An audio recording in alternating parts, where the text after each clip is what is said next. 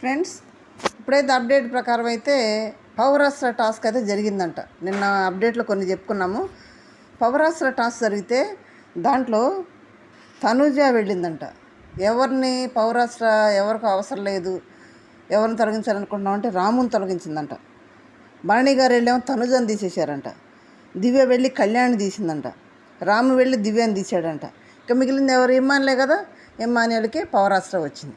అయితే పౌరాస్త్ర పవర్స్ ఎక్కడ ఉపయోగిస్తారంటే ఎలిమినేషన్ జోన్లో ఇమ్మానుయల్కి దగ్గర ఇద్దరిని పెడతారు. అక్కడ ఇద్దరిని పెట్టి ఎవరికి ఉపయోగిస్తావు అని అంటే, ఇక్కడ డేంజర్ జోన్లో సుమన్, రీతు, ఫ్లోరా ఉన్నారు.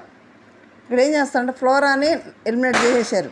ఓటింగ్ లేదు, ఎందుకంటే కంటెంట్ ఏం లేదు. సుమన్ ద్వారా కానీ ఫ్లోరా ద్వారా కానీ కంటెంట్ ఏం లేదు. సైలెంట్గా కూర్చుంటున్నారు. ఆట ఆడితే ఆడతారు, లేదంటే లేదు. కాబట్టి ఫ్లోరాని ఇప్పటి వరకు ఉంచడమే గొప్ప. 5 వారాల వరకు ఫ్లోరాని కొంచెం అస్సాం టెక్నిక్స్ ఎలిమినేటెడ్ అయితే చేసేసారు. ఫ్లోరా కంప్లీట్ అయిపోయింది, వెళ్ళిపోయింది కూడా అంట. నెక్స్ట్ సుమన్, రీతుని డేంజర్ జోన్లో పెట్టబోతున్నారంట.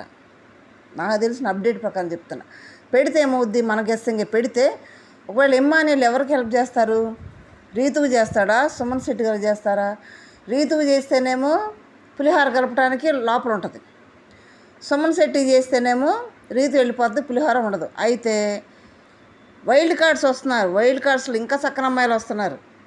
ఇంకా చక్కని అమ్మాయిలు మంచి గట్టి పోటీ ఇచ్చే గేమ్కి పోటీ ఇచ్చేవాళ్ళు వస్తున్నారు.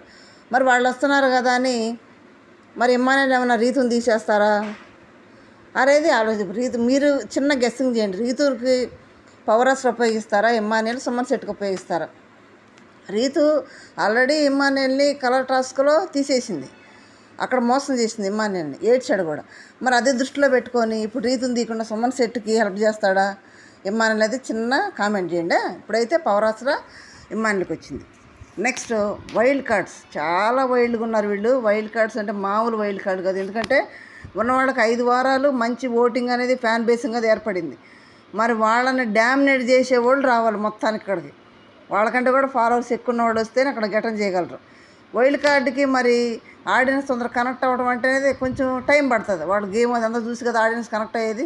ఇప్పుడు బయట ఉండే హౌస్లో ఉంటారు కదా, దాన్ని బట్టి మరి వీళ్ళు ఎలా కనెక్ట్ అవుతారో, వైల్డ్గా కనెక్ట్ అవుతారో ఏందనేది చూడాలి. ఆడియన్స్కి ఎంత తొందరగా కనెక్ట్ అవుతారో కూడా చూద్దాం. వైల్డ్ కార్డ్స్ ఎవరు వస్తున్నారు? ఆయేషా జనత్ అమ్మాయి తమిళ్లో బిగ్ బాస్లో కూడా సీజన్ 6లోకి వెళ్ళిందంట. వెళ్ళి అక్కడ హోస్ట్ మన కమల్ హాసన్ గారు గేమ్ గురించి డిస్కషన్ చేస్తూ ఉంటే హోస్ట్గా ఎదురు తిరిగి మాట్లాడిందంట. అట్లా కాదు ఇట్లా అని. కొంచెం కాంట్రవర్సీ క్యాండిడేటే. బయట కూడా కొంచెం పర్సనల్ కూడా ఏదో కాంట్రవర్సీ నడుస్తున్నట్టు చాలా ఉంది. పర్సనల్ మనకు అవసరం. హౌస్లోకి వచ్చినా కూడా గేమ్ అది ముఖ్యం కాబట్టి మనకి గేమ్ లోపలికి వస్తే ఎలా ఉంటుందో చూడాలి. ఎందుకంటే అక్కడైతే మంచి గట్టి పోటీ ఇచ్చిందంట, స్ట్రైట్ ఫార్వర్డ్ అంట. పైగా సీరియల్ నటి ఊర్వశి రాక్షసు సీరియల్లో ఉందంట. ఇంకా వేరే సీరియల్స్లో కూడా ఉందంట అమ్మాయి. మొత్తానికి సుపరిచితురాలే, అందరికీ తెలిసిన అమ్మాయి వస్తుందంట. కాంట్రవర్సీ క్యాండిడేట్ అమ్మాయి. Next Ramya pickles. Ramya pickles బయట పాపం చాలా ఇదైపోయారు. 3 ఆడపిల్లలు, చాలా గందరగోళం అయింది. కాబట్టి అమ్మాయి మంచి చక్కని అమ్మాయి, మంచి జిమ్ బాడీ. ఇక్కడికి వస్తే ఒకవేళ వాళ్ళ అక్కల మీద ఉన్న వాళ్ళ మీద నిందని పోగొట్టుకోవడానికి కూడా ట్రై చేస్తారు, చేయొచ్చు కూడా. ఎందుకంటే తర్వాత సారీ చెప్పారు కదా, తప్పు అయిపోయింది, పొరపాటు జరిగిపోయింది, మేము అనలేదని చెప్పారు కదా, సారీ చెప్పారు. కాబట్టి ఇక్కడ కూడా వాళ్ళ మీద పడ్డ నింద కొంత తొలగించుకోవడానికి కూడా అవకాశం ఉంటుంది. హౌస్లో పెద్ద ప్లాట్ఫామ్ కాబట్టి రమ్య వస్తుంది. పైగా జిమ్ బాడీ, గట్టి పోటీ మొత్తానికి. రీతు పనికిరాదు ఈ అమ్మాయి దెబ్బకి, చక్కని అమ్మాయి కూడా.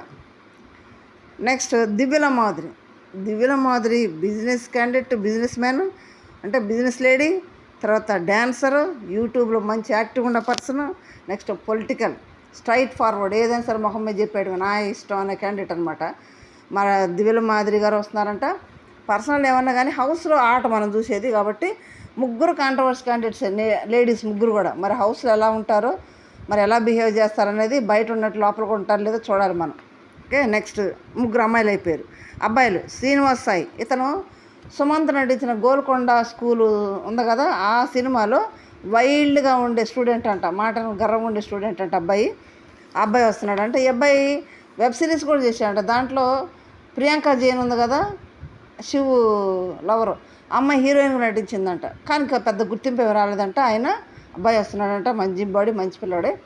నెక్స్ట్ గౌరవ్ గుప్తా, జిమ్ క్యాండిడేట్ని తెస్తున్నారు అందరినీ. గౌరవ్ గుప్తా సీరియల్ నటుడు, తర్వాత జిమ్ బాడీ మంచి యాక్టివ్ పర్సన్ అంట, అతను కూడా వస్తున్నాడు. నిఖిల్ నాయర్ సీరియల్ నటుడు, హీరోగా చేశాడంట, సైడ్ క్యారెక్టర్లు చేశాడంట, మరి ఇతను కూడా వస్తున్నాడు. గట్టి పోటీ డెమాన్కి అయితే గట్టి పోటీ, డెమాన్కి కళ్యాణ్కి మన భరణికి గట్టి పోటీ వీళ్ళు. అయితే వీళ్ళు వైల్డ్గా వచ్చి వైల్డ్గా బిహేవ్ చేస్తారా, లేదంటే లోపల అసలే పాప మెత్తగా చల్లగా బంధాల బాంధవ్యాలతో పెనేసుకుని ఉంది ఆ చెట్టు, BB9 చెట్టు ఇప్పటి వరకు. మరి ఆ చెట్టులో దూరిపోయి వీళ్ళు కూడా మేము ఒక బంధం అవుతాం, మేము ఒక కొమ్మన అవుతాం, ఒక రెమ్మన అవుతాం అంటారా, లేదంటే వైల్డ్గా బిహేవ్ చేసేసి ఆ బంధాన్ని చెదరగొట్టేస్తారనేది మనం చూడాల్సి ఉంటుంది. మరి మీరు వీళ్ళల్లో ఎవరెవరికి ఇష్టమైన క్యాండిడేట్స్ ఉన్నారో ఒక చిన్న కామెంట్ చేయండి. ఇప్పుడు పవరాస్లో కూడా ఎవరికి ఉపయోగిస్తారు, సుమన్ శెట్టి గారు ఉపయోగిస్తారా, రీతకు ఉపయోగిస్తారా ఏమని అనేది చిన్న కామెంట్ రూపంలో తెలియజేయండి. లైక్ చేయండి, షేర్ చేసి సబ్స్క్రైబ్ చేయండి. Thank you.